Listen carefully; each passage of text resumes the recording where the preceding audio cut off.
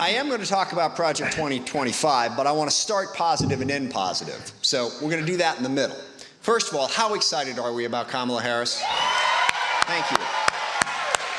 As some of you may know, I was fairly outspoken on the subject of the need for us to have a different nominee this time. There were a variety of different reasons for that, but one of them that didn't get reported enough was because I know how good Kamala Harris is.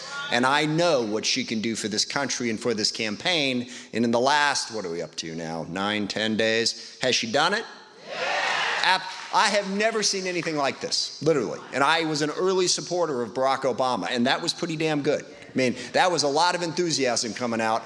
But in the last 12 days since this announcement was made, I have never seen this country as excited about a presidential candidate in my life. We have an incredible opportunity here. Let's take it, seize it, and make it happen. So that's number one. Number two, Project 2025 really isn't that complicated. It is about, first and foremost, giving Donald Trump as much power as he can possibly grab so that he can dictate over this country. Remember, he's the one who said he wanted to be a dictator on day one, and he told a group just last week, vote for me this time and then you won't have to vote again. Now, what do you think he meant by that? We are facing an existential threat to our representative form of government, and Project 2025 is the blueprint for Trump and his minions to implement that threat if he wins. That's what it is, so don't let him win. The other thing that Project 2025 is a statement that says we don't want equal opportunity. We don't want equality. We want a small, privileged group of overwhelmingly white men to be in charge of everything. They miss those days, and they want to bring them back. That is what Project 2025 is about. That is why they want to change the way we teach history. And you saw it down in Florida. We do not want to talk about the racist history of this country.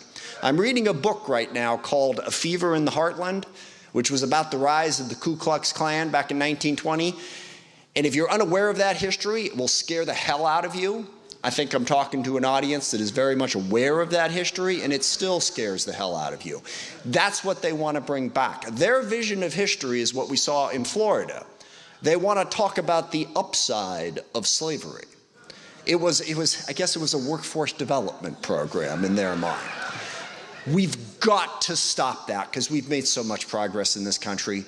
We are working towards greater equality and greater opportunity. They want to roll that back. That is what this document is about. It's why they want to take power away from the Department of Education, from the Housing Department, from government's ability to help people have a fair shot in this country.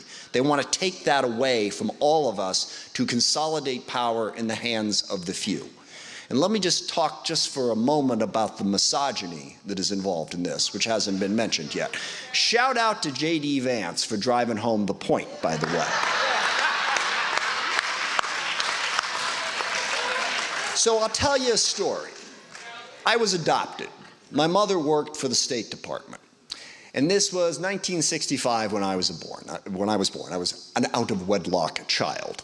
At that time, in the State Department, if you were a woman and you got married, you could no longer work there, okay? And there were a ton of jobs like this. And the understanding was, if you're a woman, you got a man to take care of you.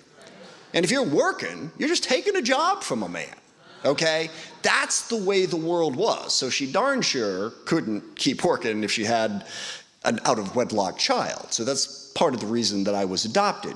Do not underestimate the depth of the sexism that this country has had, and they want to bring it back. Abortion isn't just about pro-choice and abortion and being against it. It is about controlling women and taking away their options in this world. And we need to fight back against it. And there's a whole bunch of different reasons why, but my basic philosophy is we all have talent. I have not yet come across the group of people in any particular category that has more talent or less talent than any other group of people. We need equal opportunity. so that people can pursue their talents, so that they can help all of us have a better, more just, more fair, more prosperous society. We need greater equality, and it doesn't just happen. You have to work for it. You have to work towards it. Sadly, part of human beings is we have an inbred desire to not necessarily like people who don't look like us. There's a distrust that comes from that. You have to build that trust, and you can, and you do. I look out at this incredibly diverse audience, and I know it can be done. And I know the benefits that our society takes when we do build that trust and that equality.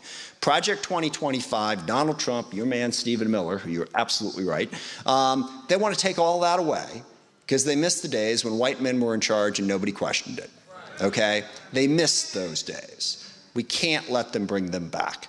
So, the positive note that I want to end on is, yes, you can be horrified by Project 2025. You can be horrified by Donald Trump. You saw how he did today with the black journalists. I thought about texting a couple of Republican friends of mine. I said, oh, this is really our bad. We didn't tell you that Kamala's black? Should we send out a memo next time? Make sure you keep up with us? Yeah, so you got all of that. We have an incredibly positive agenda on our side. President Biden has done a great job as president of this country, okay? He has guided us out of the pandemic into the strongest economy of any post-pandemic country in the world, okay? He has passed the Inflation Reduction Act to begin to address climate change. He has passed the Infrastructure Act to rebuild this country. And then on the Armed Services Committee, with Maryland's help, one little thing that we were able to do in terms of working towards equality, we got them to finally change the names of all those bases named after Southern Confederates, okay? The monuments to white supremacy were taken down in an incredibly positive way. And also, let's remember, President Biden's agenda isn't done yet. It was a little thing called Build Back Better. And the idea was, again, equality of opportunity. We were going to raise the taxes on the rich and the big corporations, and we were going to take that money to give people better education, better health care, early childhood development, home health care, child care, all the things that enable working class people to have a decent life. We have an agenda as a Democratic Party that we should all be really excited about and really proud about. And now we have an outstanding messenger to drive home that message at the top of the ticket in Kamala Harris. So the best thing to know about Project 2025, it ain't happening, okay? Because we are going to stop it. It is not what America is about. America is about equality and opportunity for everybody and about fighting to make sure that it happens. We're not going back.